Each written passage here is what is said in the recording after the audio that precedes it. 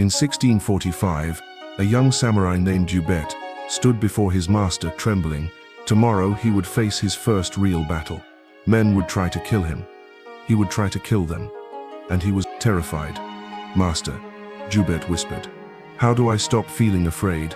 The master looked at him with eyes that had seen 100 battles. "You don't. Fear never leaves, but I will teach you how to move through it as if it doesn't exist. Here's what nobody tells you about courage." Samurai weren't fearless. They felt the same terror you feel before a job interview, a difficult conversation, or standing up for yourself. The difference? They had a system for acting despite fear, and that system works just as powerfully today as it did 400 years ago. The question is, are you ready to learn how warriors build courage when your brain is screaming at you to run? Chapter 1. The Awakening. Marcus's prison. Marcus Rivera was 32 years old when he realized fear had stolen his entire life. Not the dramatic kind of fear. No phobias of spiders or heights. Just the everyday suffocating anxiety that made everything feel impossible. Making phone calls at work, his heart would race. Speaking in meetings, he'd rehearse for hours, then say nothing. Approaching women, forget it. Even texting friends felt exhausting. He was a senior software developer, smart, capable, completely paralyzed. His boss pulled him aside one Tuesday. "Marcus, you're brilliant technically, but you need to present to clients. You need to lead meetings. If you can't do that, there's no path forward here." Marcus nodded, knowing he'd never do it, knowing he'd quit first. That night, sitting alone in his apartment, the same apartment he'd had for 8 years, because looking for a new one felt too overwhelming, Marcus looked at his life. 35 dating app matches, never messaged. 3 friend invitations to events, all declined. 1 promotion opportunity, avoided. 2 conference speaking invitations ignored. Every door that required courage stayed closed and his world kept shrinking. His father called. "Son, are you coming to Thanksgiving?" "I don't know, Dad. Pretty busy." "Marcus." His father's voice was gentle but firm. "You haven't visited in 2 years. You're not busy.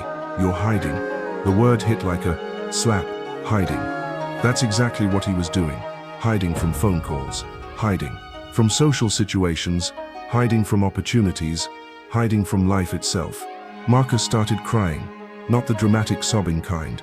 Just silent tears running down his face as he sat in his dark apartment, realizing he'd let fear make every single decision for the past decade. "Dad, I don't know how to stop being afraid." His father paused. "You remember my friend from Japan, Mr. Tada? He helps people with this exact thing. Not a therapist. Something different. Want his number?" Marcus almost said no, because calling a stranger terrified him, but something broke in that moment. "Yeah, send it." Chapter 2. The Principal. Meeting Master Tada. The dojo didn't look like Marcus expected. No gear-wearing students. No meditation cushions. Just a clean, wooden space with a small garden visible through floor-to-ceiling windows. Master Tada entered late 60s, lean, moving with that specific calmness that makes you straighten your posture involuntarily. "Marcus, your father tells me you have a problem with fear." "Yeah, I get anxious about everything. Phone calls, meetings, social situations. It's ruining my life." Tada nodded. "Tell me, what do you think courage is?" Marcus thought, being brave, not feeling afraid. Wrong. Tada sat. "Courage is not the absence of fear. Courage is the trained ability to act despite fear." Samurai felt terror before every battle, but they had a system for moving through it. He gestured to a scroll on the wall, 2 Japanese characters. Fudōshin, the immovable mind. Not a mind without fear, but a mind that fear cannot move. And this, he pointed to another character, kaizen, continuous. Improvement through microscopic steps. "I don't understand how this helps with anxiety." "Let me ask you something. Did you start avoiding things?" Marcus thought back. "I gave a presentation in college. I completely froze, forgot everything. Everyone saw me fail. After that, I started saying no to anything public. So, one bad experience created a pattern, and that pattern has grown for how many years? 10 years of training your brain that fear means stop. 10 years of neural pathways reinforcing avoidance And you think you can undo that in a weekend workshop? Marcus felt shame rising. So there's no hope. I didn't say that. I said you cannot undo 10 years in a weekend. But you can undo 10 years in 10 months if you're willing to do something that seems impossibly small. What is it? Tida smiled. For the next 2 weeks, every single day, I want you to make one phone call, not a hard one. Call a restaurant and ask their hours. Call a store and ask if something's in stock. 30 seconds max. That's all. Marcus laughed. That's it. That won't fix my anxiety. You're right. One phone call won't fix your anxiety, but 14 phone calls will prove something crucial, that you can face micro-fear and survive, and that proof is the seed of all courage. Marcus left confused. He'd expected meditation techniques, breathing exercises, therapy. He got, make a phone call. But something Tida said stuck with him. You've spent 10 years training your brain to be afraid. Now you'll spend 10 months training it to be brave. That night, Marcus looked up a pizza place. Heart pounding, he called. Hi, what time do you close? 9 p.m., thanks. He hung up, hands shaking, but alive. Day 1 complete. Chapter 3. The test. The 14-day challenge. The first week was brutal. Every day Marcus had to make his phone call, and every day his brain screamed at him not to. To know when that store closes. You're being stupid. They'll think you're weird, but he did it anyway. Day 3. Called a library about hours. Day 5. Called a gym about membership. 7. Called his insurance company with a question. By day 7, something shifted. The call still made him nervous, but he stopped imagining catastrophe. He just did it. On day 14, he returned to the dojo. Did you make all 14 calls? Yes. How do you feel? Honestly, kind of proud. It's stupid. They're just phone calls, but I did something every day that scared me. Tida nodded. Not stupid. Essential. You've just learned the first principle of building courage. Consistency beats intensity. He continued. Most people try to face their fears by jumping into the deep end. Big speech, big confrontation, a big risk, and they drown. Then they never try again. But samurai didn't train courage by jumping into battle. They trained by doing one slightly difficult thing, then another, then another, building neural pathways of bravery through repetition. Now next 2 weeks, same phone calls. But add this. In every conversation at work, make yourself speak once, just once. Even if it's just agreeing with someone, speak. Marcus felt panic rising. I can't. Can you make one phone call per day? Yes. But then you can speak once per day at work. Same difficulty level. You've already proven you can handle this much discomfort. Marcus realized Tida was right. If he could call strangers, he could speak once in a meeting with people he knew. Okay, I'll try. No, you'll do it. Trying is giving yourself permission to fail. Doing is committing to the micro-action, regardless of outcome. Marcus walked out of the dojo, and something occurred to him for the first time. He wasn't alone in this struggle.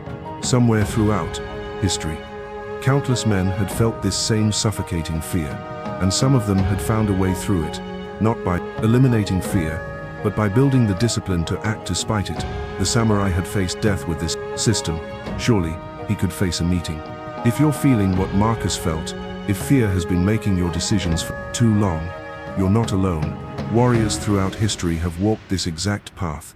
The path of building courage through discipline, one micro step at a time. Subscribe to Presence and Purpose to walk this warrior's path with us. Because courage isn't a gift, it's a skill you build. And Marcus was just beginning to build it. Chapter 4. Warrior Psychology, the science of micro-courage. What Marcus didn't know yet was that Tida wasn't just teaching philosophy. He was applying neuroscience that samurai had discovered through 800 years of trial and error. Here's how fear actually works. Your amygdala, the brain's fear center, triggers fight or flight when it perceives threat. For ancient humans, this meant predators. For modern humans, it means social rejection, judgment, failure. Problem: your amygdala can't tell the difference between a real threat and an imagined one. A phone call triggers the same response as a tiger. But here's what the samurai understood instinctively. Repeated exposure to microdoses of fear rewires the amygdala. Modern neuroscience calls this exposure therapy, or systematic desensitization. The samurai called it kaizen, continuous improvement through small steps.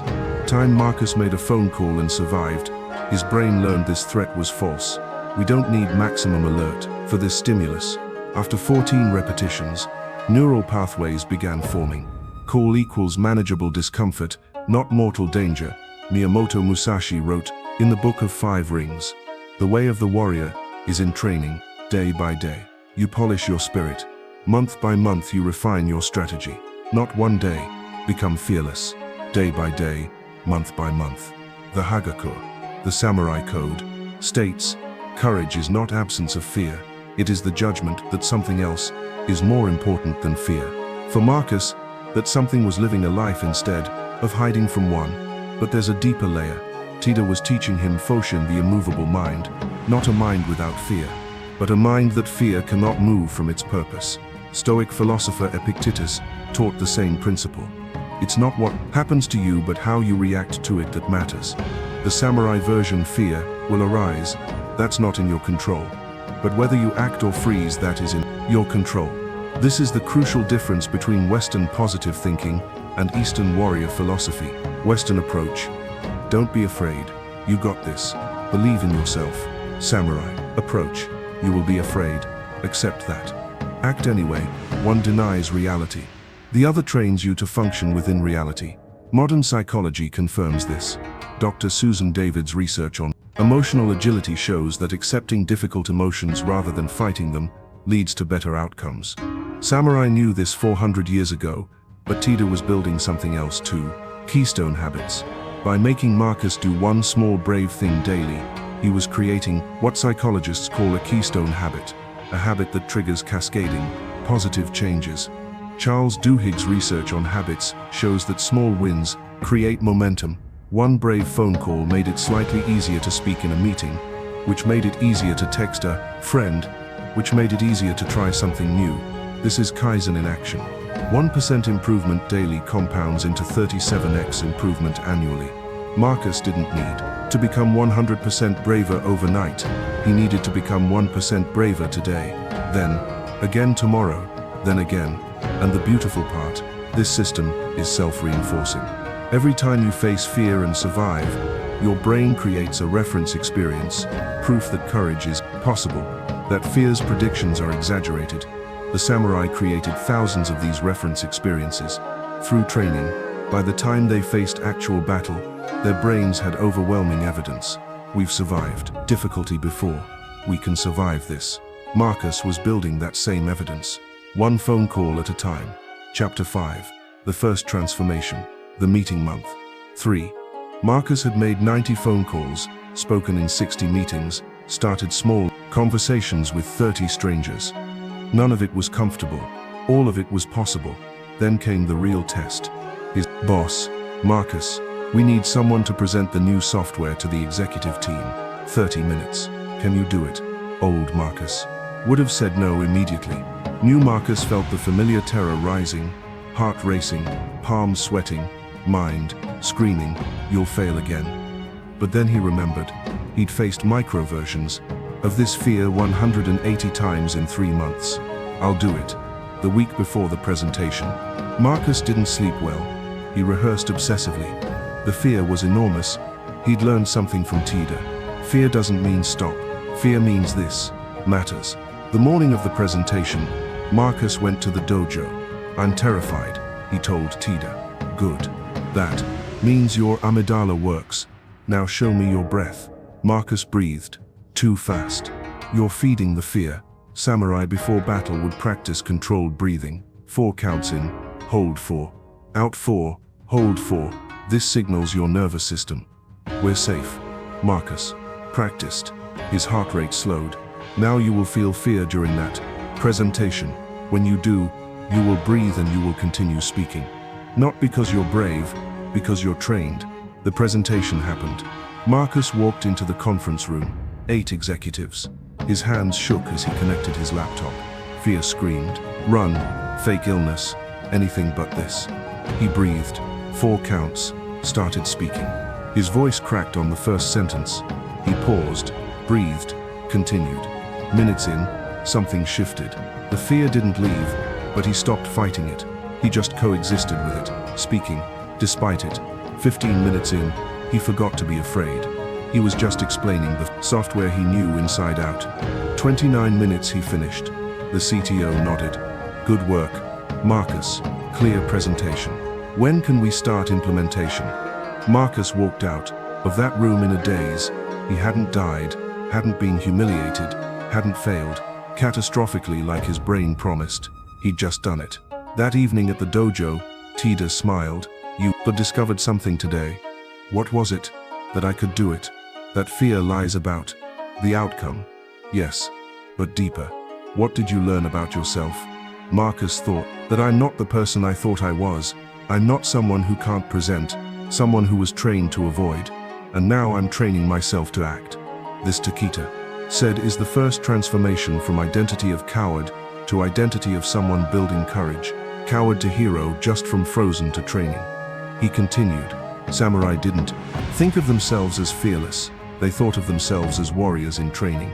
Always training, never arrived. This kept ego small and progress constant. Marcus felt something. A shift. He wasn't broken. He was just undertrained, and training could continue forever. But Marcus's presentation was just the shallow victory. The real test, the one that would prove whether he'd actually changed, was still coming, and it would require more courage than anything he'd done so far. Chapter 6. Deep Training Arc. The Fear Ladder. Tada introduced Marcus to something he called the Samurai Fear Ladder.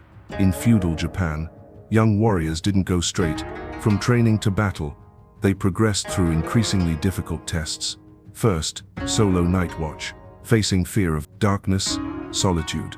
Second, guarding important figures' responsibility without combat. Third, skirmishes with bandits, limited combat. Fourth, full battle, total chaos.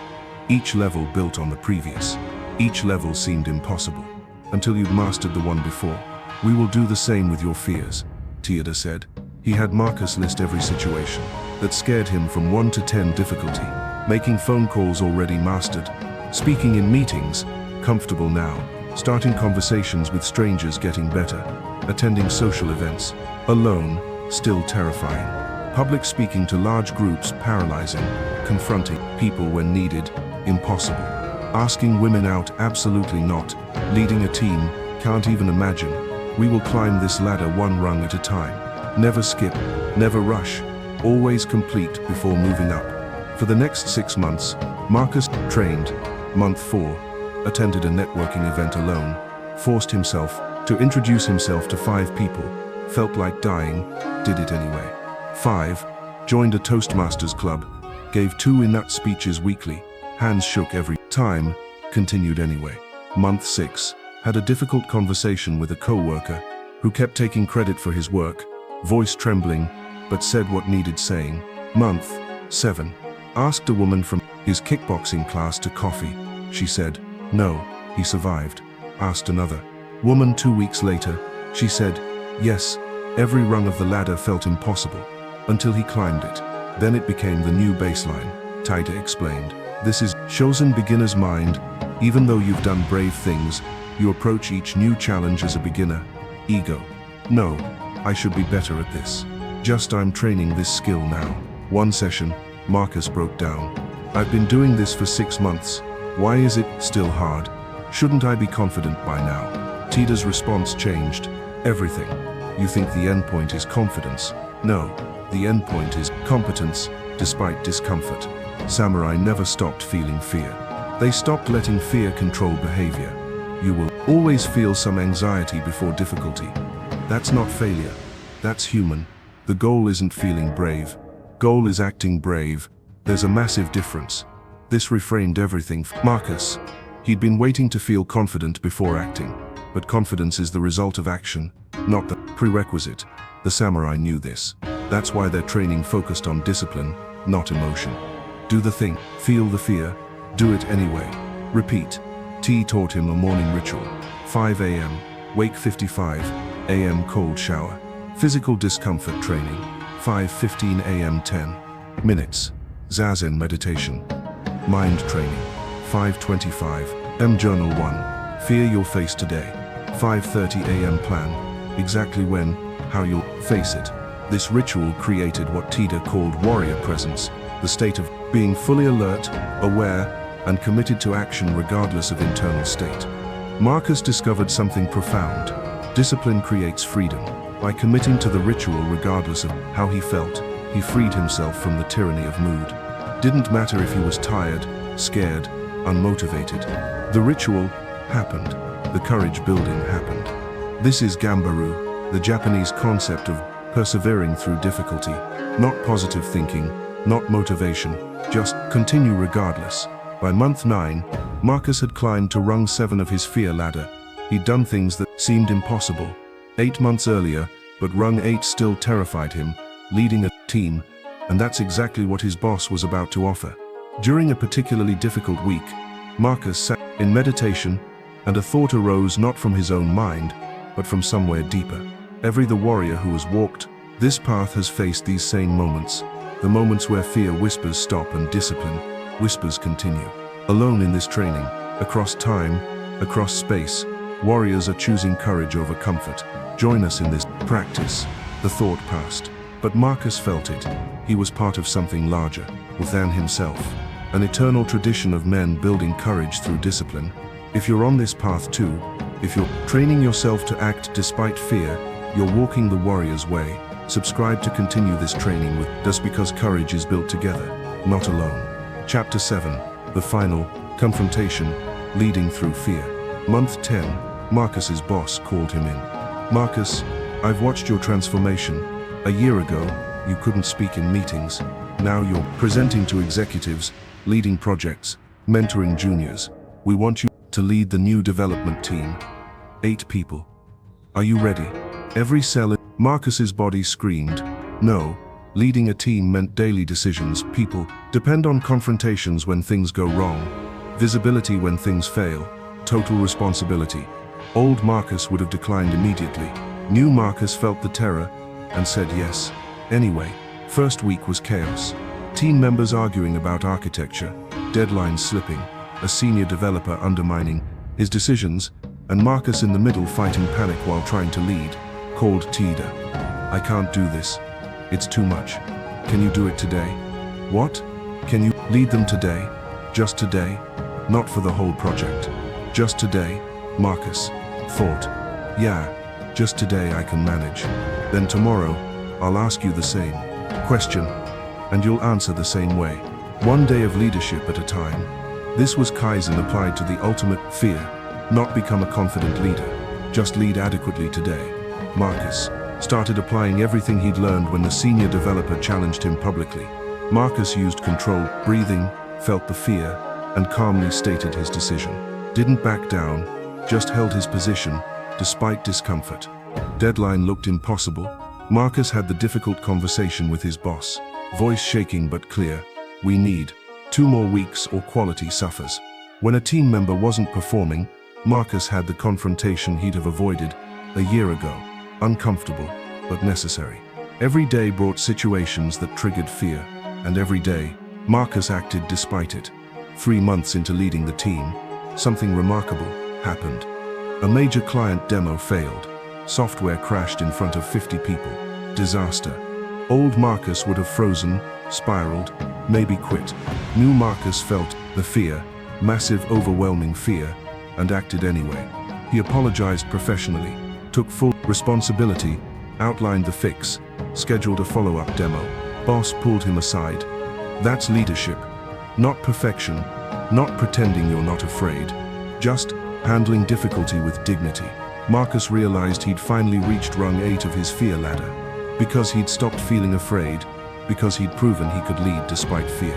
The warrior truth. A year after his first visit to the dojo, Marcus sat across from Tida. I've been thinking. When I started, I thought courage meant not being afraid.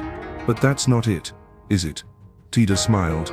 Tell me what you've learned. Courage is the trained ability to act when fear says stop. It's not a feeling, it's a discipline. Samurai felt fear.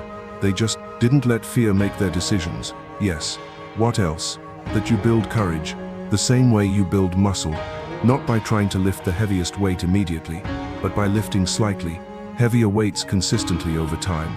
Micro steps compound into major transformation. Yes, what else? Marcus thought deeply. That fear never fully disappears. I still get anxious before presentations, still nervous in confrontations, still uncomfortable in new social situations, but I'm no longer controlled by it. Taeda nodded. This is the warrior truth. The samurai were not fearless. They were fear-aimed. They had built so many reference experiences of surviving fear that their brains no longer predicted catastrophe. He continued, modern culture tells you to be confident, but confidence is a result, not a method. Kaizen, small improvements daily. Fudōshin acting despite internal turbulence, Shōzin approaching each challenge with beginner's mind. Gambaru persevering through discomfort. These aren't motivational concepts, they're training systems. You don't psych yourself up, you train yourself up. Marcus felt profound gratitude. A year ago, I was hiding from phone calls, now I lead a team. How did this happen? One day at a time, one fear at a time, one action despite fear at a time. Taeda stood, walked to the scroll on the wall. Fudōshin, the immovable mind. You know what this really means? It means the world will shake you. Fear will try to move you. But you have trained yourself to remain on your path regardless. Not because you're unaffected, because you're disciplined. Marcus understood. He hadn't become a different person. He'd become a trained version of himself. The fear was still there. Discipline to act was now there too, and discipline beats fear every time. The samurai lesson, 2 years after that first phone call, Marcus runs his team with quiet competence. He still feels fear, but it no longer stops him.